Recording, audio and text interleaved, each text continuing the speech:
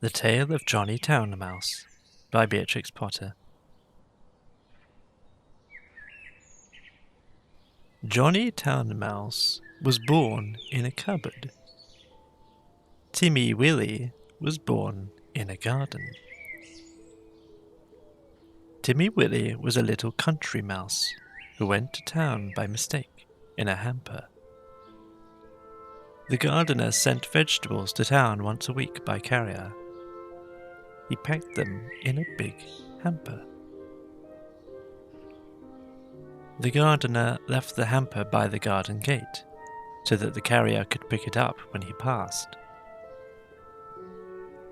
Timmy Willie crept in through a hole in the wickerwork, and after eating some peas, Timmy Willie fell fast asleep.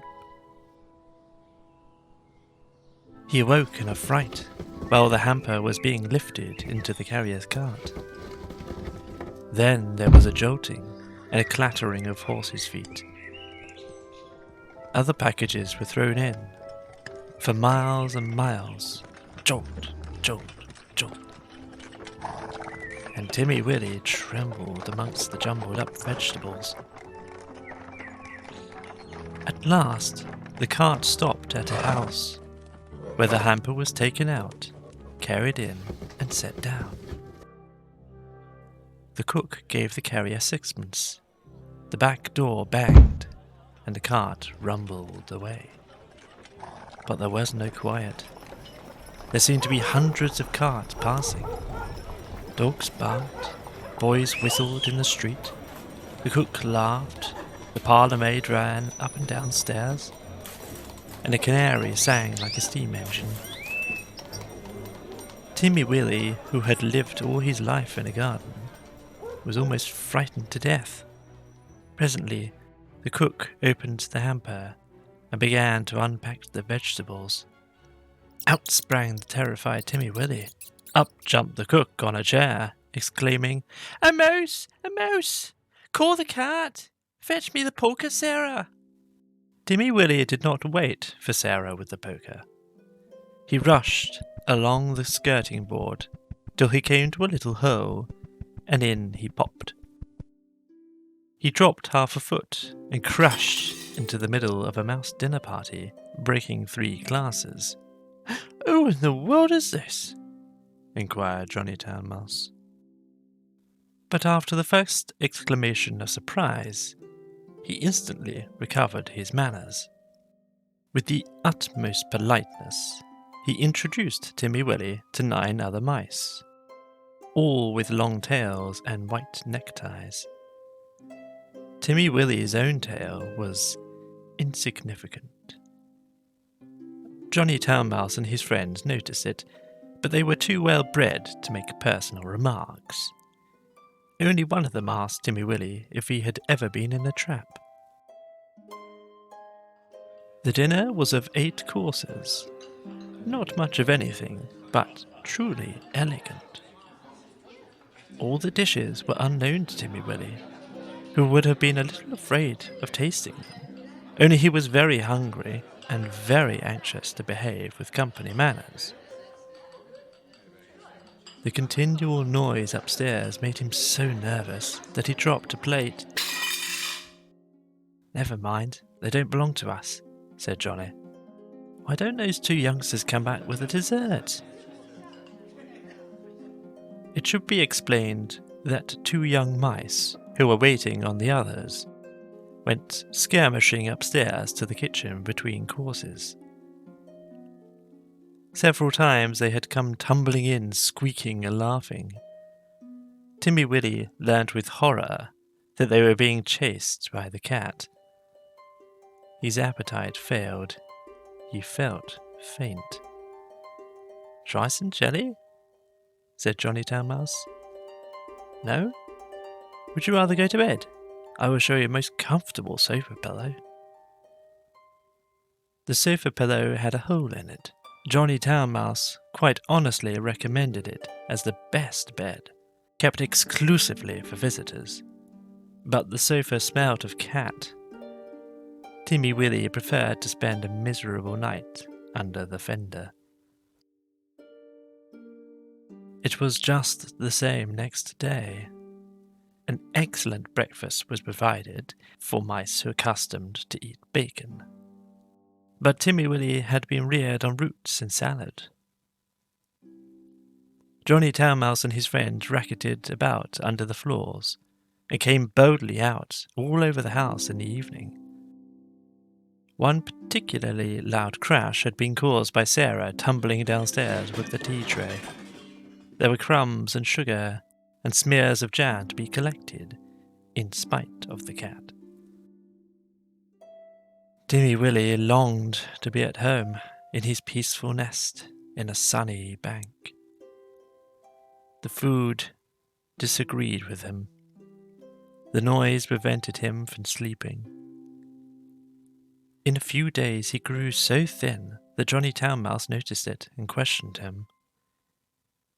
He listened to Timmy Willie's story and inquired about the garden. "All sounds rather dull place. What do you do when it rains?" "When it rains, I sit in my little sandy burrow and shell corn and seeds from my autumn store. I peep out at the throstles and the blackbirds on the lawn, and my friend Cock Robin. And when the sun comes out again, you should see my garden and the flowers. Roses and pinks and pansies, and no noise except the birds and bees and the lambs in the meadows." "There goes that cat again," exclaimed Johnny Town Mouse. When they had taken refuge in the coal cellar, he resumed the conversation. "I confess I am a little disappointed. We have endeavoured to entertain you, Timothy William." "Oh, yes, you have been most kind, but I do feel so ill," said Timmy Willie. "Maybe your teeth and digestion are unaccustomed to our food. Perhaps it might be wiser for you to return in the hamper." Oh, cried Timmy Willie. "Why, of course, for the matter of that, we could have sent you back last week," said Johnny rather huffily. "Did you not know that the hamper goes back empty on Saturdays?" So Timmy Willie said goodbye to his new friends and hid in the hamper with a crumb of cake and a withered cabbage leaf. And after much jolting, he was set down safely in his own garden. Sometimes on Saturdays he went to look at the hamper lying by the gate, but he knew better than to get in again. And nobody got out, though Johnny Town Mouse had half promised to visit. The winter passed. The sun came out again. Timmy Willie sat by his burrow, warming his little fur coat and sniffing the smell of violets and spring grass. He had nearly forgotten his visit to town, when up the sandy path, all spick and span, with a brown leather bag, came Johnny Town Mouse. Timmy Willie received him with open arms. "Oh, you have come at the best of all the year. We will have herb pudding and sit in the sun." "It is a little damp," said Johnny Town Mouse, who was carrying his tail under his arm out of the mud. "What is that fearful noise?" he started violently. "That," said Timmy Willie. "That's only a cow. I'll beg a little milk. They're quite harmless, unless they happen to lie down upon you. How are all our friends?" Johnny's account was rather middling. He explained why he was paying his visit so early in the season. The family had gone to the seaside for Easter. The cook was doing spring cleaning on board wages, with particular instructions to clear out the mice.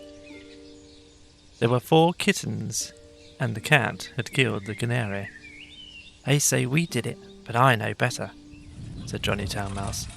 "Whatever is that fearful racket?" "Oh, that's only the lawnmower. I will fetch some of the grass clippings presently to make your bed. I am sure you had better settle in the country, Johnny." "We will see by Tuesday week. The hamper is stocked while they're at the seaside."